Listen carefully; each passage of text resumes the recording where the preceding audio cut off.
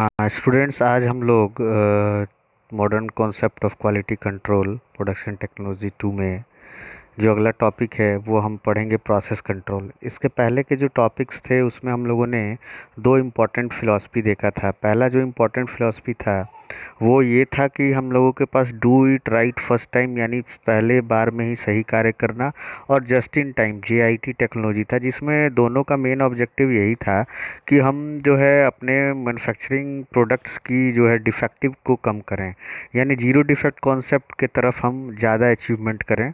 हमारे जो products produce हो रहे हैं वो डिफेक्टिव कम हो, जिससे कि हमारा जो प्रोडक्शन इफ़िशियंसी है वो इंक्रीज कर पाए। अब नेक्स्ट जो टॉपिक हम डिस्कस करने जा रहे हैं वो टॉपिक है जो है प्रोसेस कंट्रोल। इसके पहले इस JIT की लिमिटेशंस हम देख सकते हैं कि हमें क्या क्या प्रॉब्लम्स आ सकती हैं JIT के लिमिटेशंस में। तो JIT के लिमिटेशंस में सबसे इम्पॉर्टेंट पहली बात आती है कि JIT से संबंधित कुछ हद तक जापानी परिवेश तक सीमित होते हैं तथा कार्यस्थल पर वैसा ही परिवेश बनाना कठिन होता है। इट मीन्स कि they we face difficulty to create the Japanese culture in the work environment. तो हर जगह जो है ये जापानीज़ इन्वायरमेंट, जापानीज़ कल्चर को क्रिएट करना मुश्किल होता है। सो सबसे पहला जो प्रॉब्लम फेस किया जाता है JIT को इम्प्लीमेंट करने में वो यही होता है। दूसरा जो है कि JIT उत्पादन प्रणाली की सफलता नियोक्ता कर्मचारी संबंधों, विभिन्न विभिन्न कार्यों के लिए प्रचालकों का प्रशिक्षण तथा बाजार में मांग के अनुरूप प्रणाली में परिवर्तन आदि पर निर्भर करता है। यानी ये तीन फैक्टर्स हैं जिस पे JIT निर्भर करता है। अगर इन तीन फैक्टरों में आपस में सामंजस्य नहीं है तो JIT को इम्प्लीमेंट करना बहुत मुश्किल हो जाता है। पहला होता है एम्प्लॉयर, कि जो हमको एम्प्लॉयमेंट देता है वो, फिर जो एम्प्लॉय जिसको एम्प्लॉयर ने नियुक्त किया कार्य करने के लिए उसके बीच में रिलेशंस कैसे हैं, फिर डिफरेंट जो हमारे वर्क हैं, वर्क कल्चर्स हैं, अलग अलग डिपार्टमेंट के जो वर्क्स हैं उनके लिए how how we are going to train them to work under JIT to correct the defectives of the product, to minimize the defective of the product, उसकी ट्रेनिंग।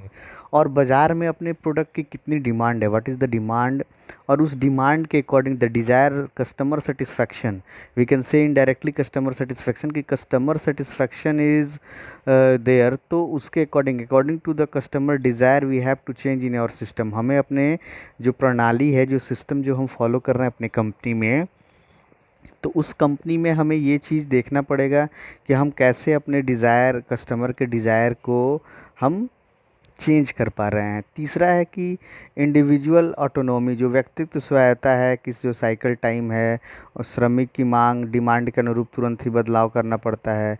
तो इसमें श्रमिकों के विश्राम समय में कमी आती है। इसमें श्रमिक तनाव में रहते हैं तथा उन कार्य निष्पादित करने का दबाव बना रहता है। तो ये सारी चीज़ें जो हैं JIT की डिसएडवांटेज हैं कि जो आपका साइकिल टाइम जो होता है वो कम होता है, तुरंत आपको शिफ्ट चेंज करना होता है, अगर वो शिफ्ट वाले नहीं आए तो आपको कंटिन्यू करना होता है। JIT उत्पादन केवल तभी प्रभावी रहता है जब दैनिक डिमांड पर्याप्त रूप में स्थायी बने रहे। जस्ट इन टाइम को फॉलो करने के लिए एक फैक्ट्री के अंदर ये वेरी इंपॉर्टेंट पार्ट है कि you have to be in demand in the market. अगर आप डिमांड में नहीं हैं तो फिर आप जस्ट इन टाइम को अप्लाई करेंगे तो प्रोडक्शन करने का कोई मतलब नहीं है। जब डिमांड में है तो you have to utilize all the time, क्योंकि जस्ट इन टाइम का मेन फिलोसफी ये कहता है कि right quantity of raw material in right quality at right place in right time. सही जो है गुड़ का सही जो है क्वांटिटी में सही स्थान पर सही समय पर पहुंचना, JIT को फॉलो कराना हो। तो अगर आप जो है डिमांड में नहीं है तो JIT को इम्प्लीमेंट करने का कोई फ़ायदा नहीं है। मांग की भविष्यवाणी में गलती की भरपाई करने के लिए कोई सुरक्षित भंडार नहीं होता है। अगर आपने आपकी जो डिमांड है वो फोरकास्टिंग जो है वो डिस्टर्ब हो गई, वो गलत हो गई, तो फिर यू कांट डू एनीथिंग।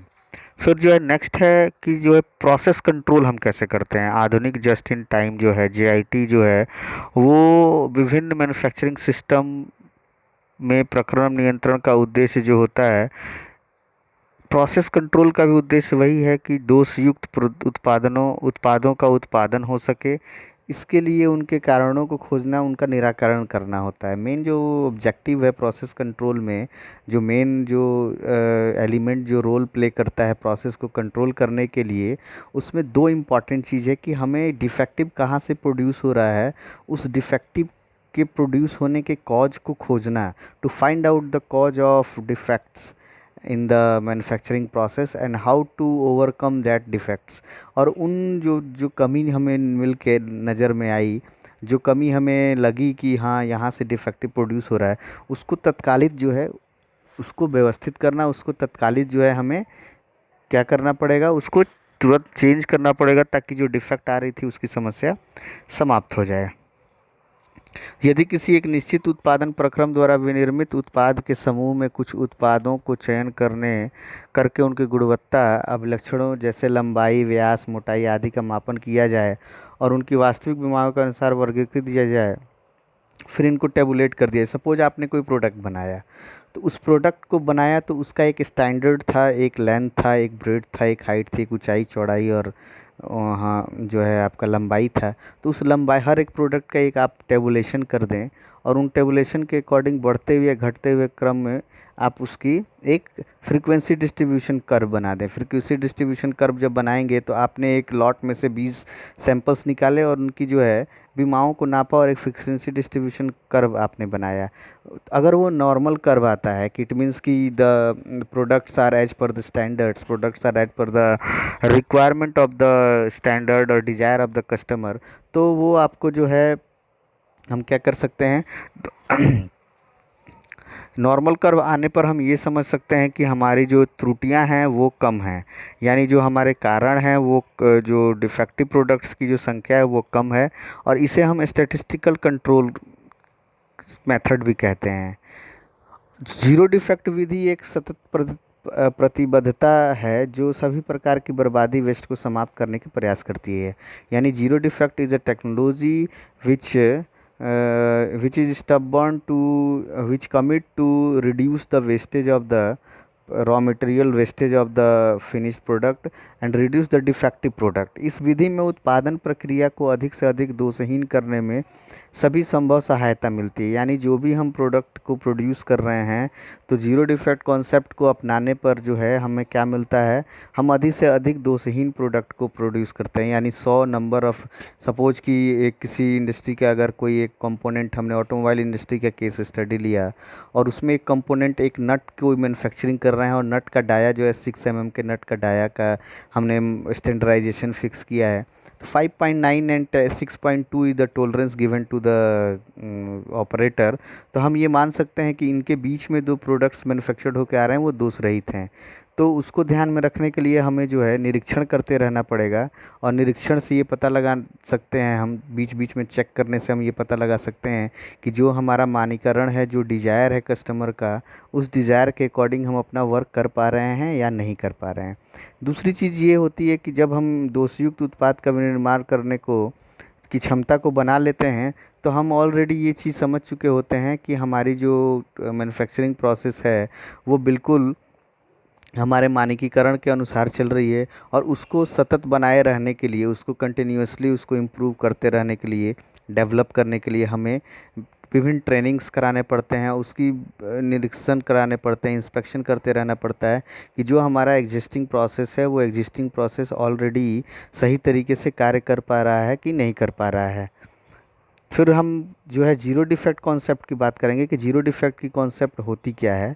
तो जीरो डिफेक्ट की कॉन्सेप्ट की बात अगर हम करें तो शून्य दोष संकल्पना एक प्रबंधन कार्यक्रम का फॉर्मूला है जो उपक्रम में कार्यरत ऐसे कर्मचारियों की शैक्षिक भागीदारी चाहता है जो लक्ष्य की गुणवत्ता की जिम्मेदारी अपने हाथों में लेना चाहते हैं।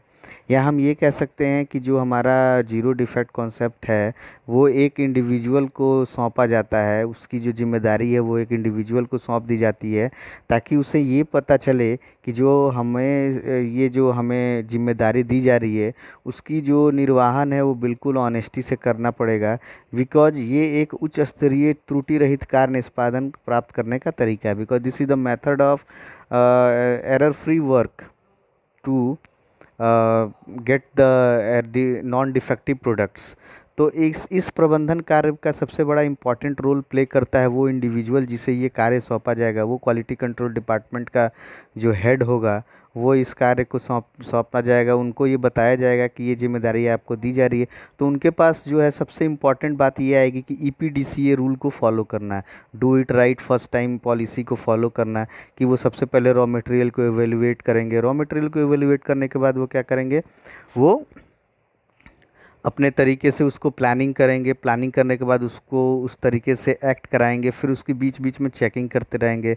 चेकिंग करने के पश्चात वो क्या करेंगे कि वो उसको ये देखेंगे कि हमारी जो प्रोसेस है वो सही तरीके से चल रहा है या नहीं चल रहा है।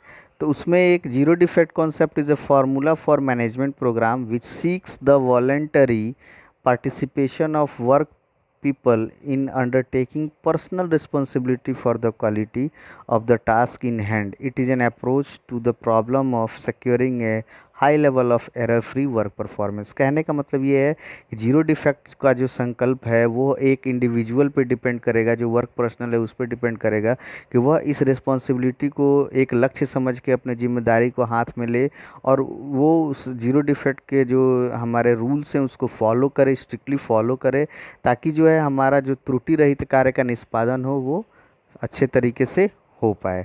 तो स्टूडेंट्स अगले लेक्चर में जो है हम लोग जीरो डिफेक्ट टारगेट को कैसे अचीव करते हैं ये देखेंगे। Thank you.